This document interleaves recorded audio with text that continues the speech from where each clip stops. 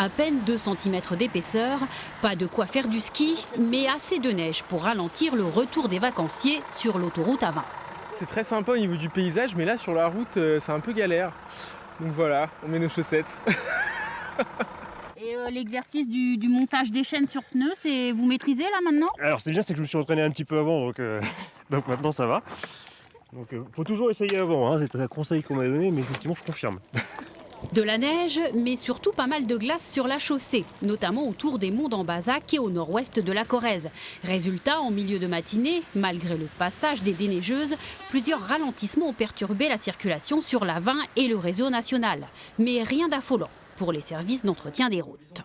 On a eu 2-3 petits accidents, c'est surtout des accidents matériels.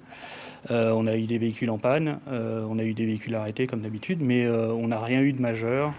Sur le réseau secondaire, en revanche, aux abords de l'autoroute, la situation a parfois été compliquée, comme pour cette voiture bloquée au beau milieu d'un village.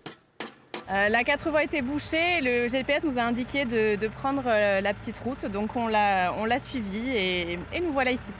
Confronté à cette déviation improvisée, le maire de la commune a dû rappeler la sableuse. On a traité vers 9h.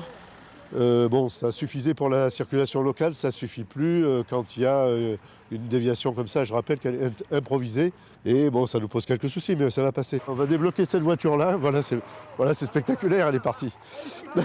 L'épisode neigeux s'est achevé en fin de matinée, mais la vigilance reste de rigueur car le verglas est attendu la nuit prochaine.